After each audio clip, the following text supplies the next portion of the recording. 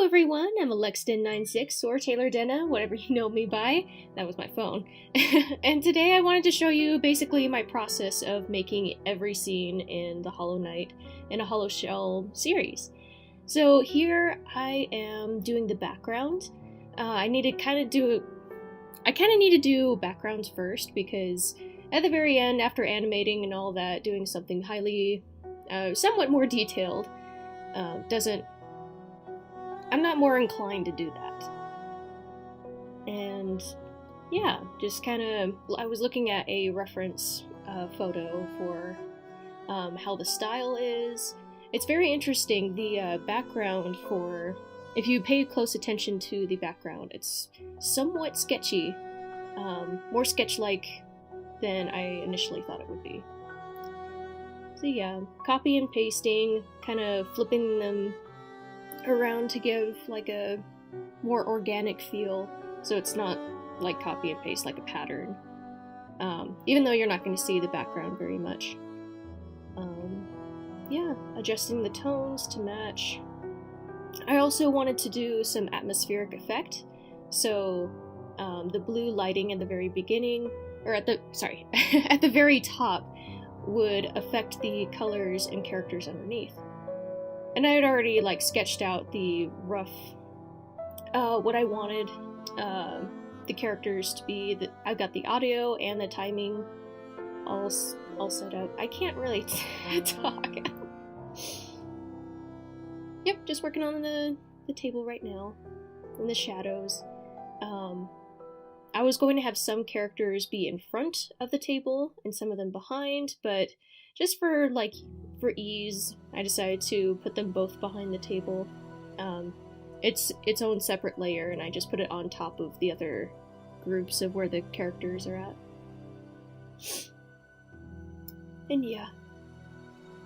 And now I'm doing the Nailsmith. So I just, not necessarily trace, but I kind of draw on top of the rough sketch that I have. And I just kind of go right for the polished look. There are a few times where I have to do a second rough sketch. And so yeah, I wanted him to kind of have movement, not just be super still, just kind of like working with the little sculpture that he has. And let's see. Oh yeah, this is when he gets stabbed with the clay thing.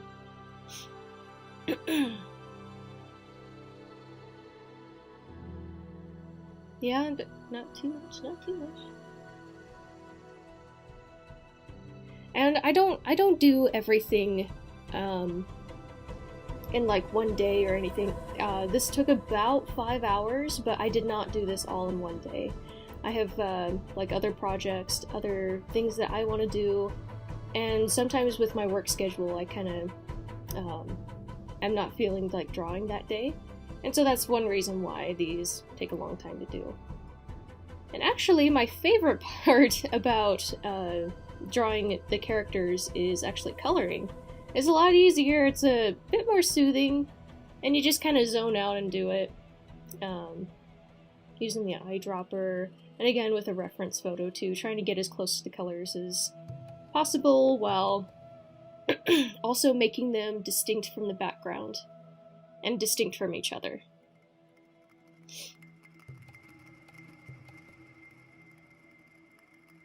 I can copy and paste the colors from a previous scene, like for this one, because that's just the squashed version of that one. And I could copy and paste, it would save a little bit of time, but sometimes it doesn't align perfectly, and so I'd have to go back and spend time and clean up the edges anyway.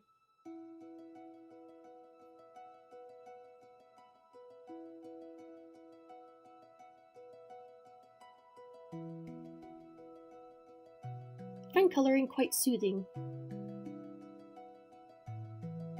Oh, I was gonna have him sort of like twitch at the end instead of be very still.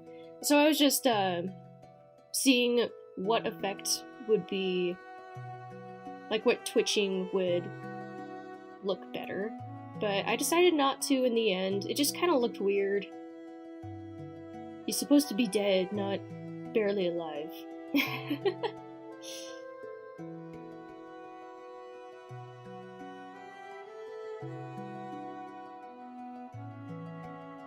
Alright, and I'm just merging all the groups together into one.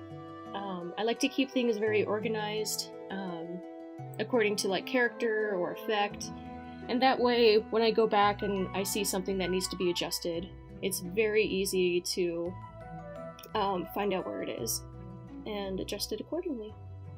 Yeah, I'm doing Shio.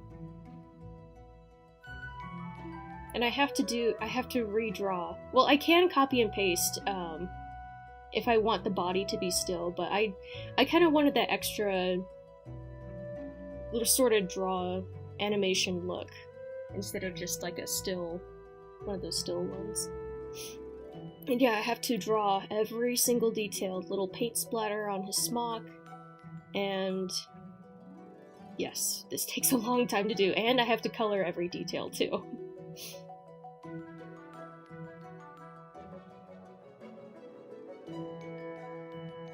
I do the squash frames, the smear frames, sorry,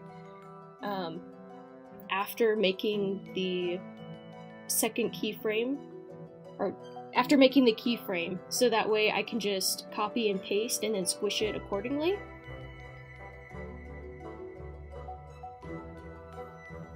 I was also wanting Shio to like kind of be pushing or trying to shake the Nailsmith a little bit.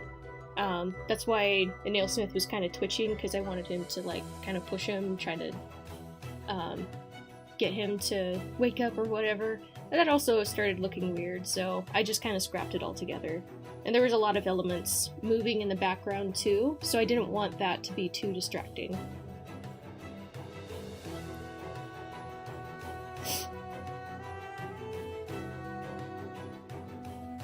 Little paint. I know I didn't get all the paint elements, all the colors that are on the character itself. I just wanted one. It'd be a lot easier to do.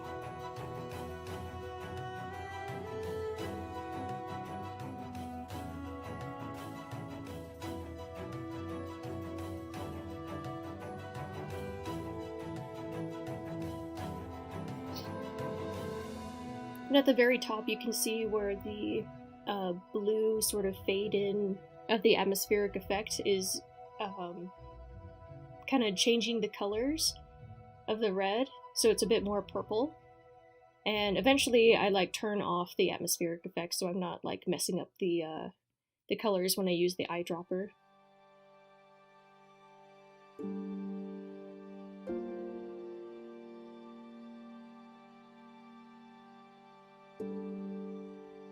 It's a lot easier to do foreground characters before background, so you don't have to draw, like, with Shio, like his left foot or the rest of his smock, because it's covered by the Nailsmith.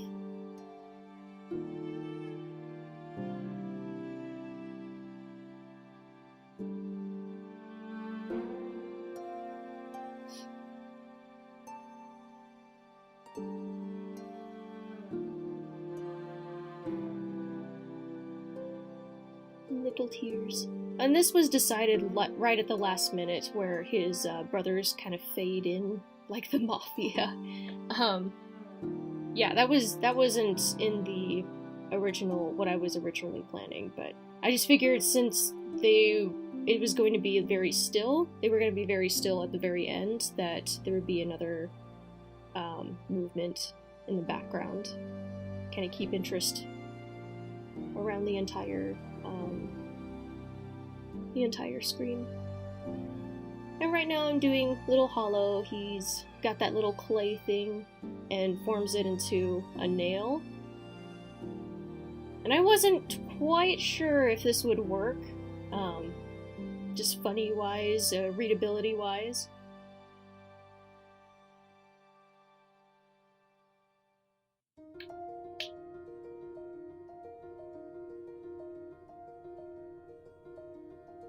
Yeah, I need to do a little bit better with form and clear silhouettes. With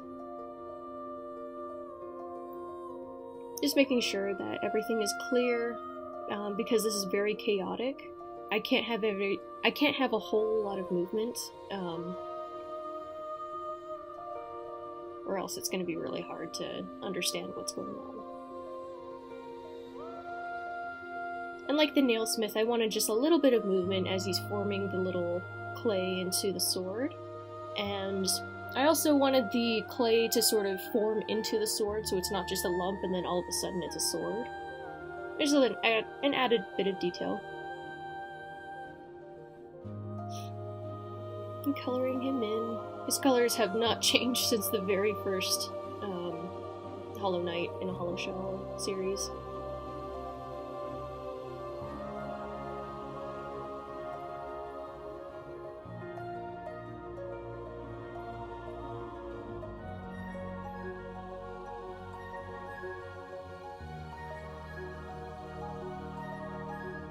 And I merge the line layer with the color layer, so it's a lot easier to do effects like movement, squish, and squash. So I keep those. I cannot talk. This is how I normally talk. I just kind of like fade. I just stop mid-sentence because my brain is going way faster than I'm able to talk. So this is unedited. This is how I normally talk. Yeah.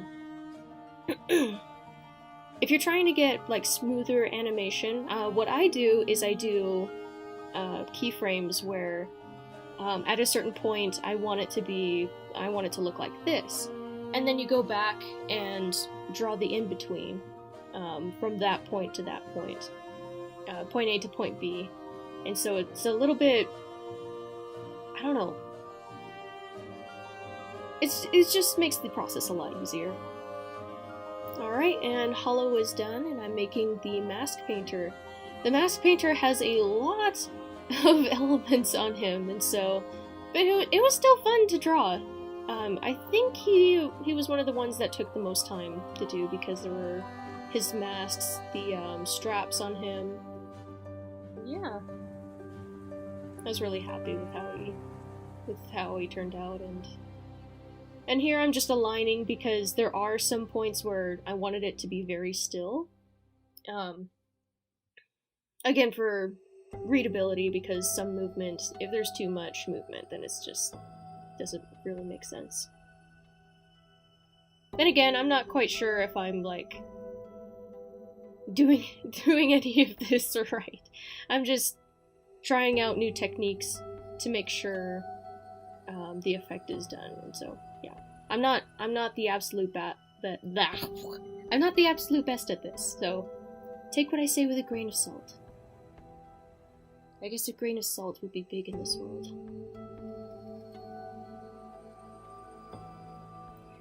And this segment was going to be a lot longer with the Rainbow Sponge audio, but for chaotic sake, it was going to be a long scene and her voice is pretty much quiet. So maybe I can do something in the future where it shows like the full audio or something. That'd be fun. I think I got the main idea across.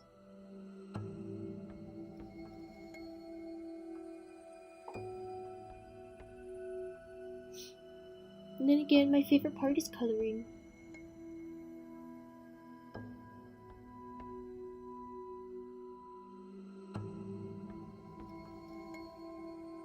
Oh yeah, and then like the white on the paintbrushes, that just having that extra detail too, that took a long time.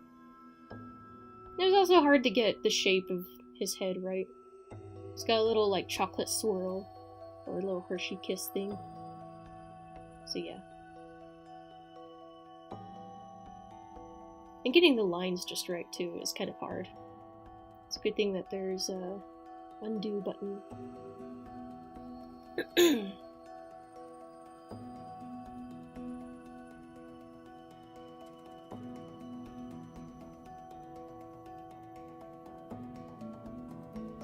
And often to the left screen, you kind of see it every now and then. There's like websites, so I usually play audio when I'm doing this. It could be gameplays, it could be soundtracks, podcasts and all that. I usually like to... I'm not exactly sure what I listen to while drawing this. Sometimes I remember... It's weird. Because when I when I watch something while drawing, like, my memory becomes extremely pristine because I remember, oh, I drew this, and I was watching this at that time. And, yeah. But I like to listen to crime podcasts. What else? I think I was listening to, like, Skyrim videos, like information, Easter eggs and stuff, and that was pretty cool. And unfortunately, when I click on the internet or on the website and go back to Photoshop, then Photoshop is really, really slow at first, and the pen does not do what I want it to do. And so, yeah, I guess that's sort of what happens on live streams too. When I click on the chat and then go back to Photoshop, it kind of gets a little wonky. It doesn't have, like, pen pressure or anything. And here, this is when I did the copy and paste and just, like, quick cleanup and stuff. I don't like it too much because I have to find the layer that was pasted.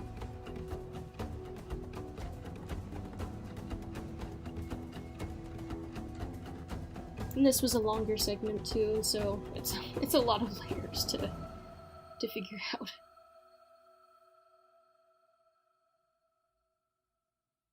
What's cool is that you can use the squash effect not only for one movement, but to get a series of movements in.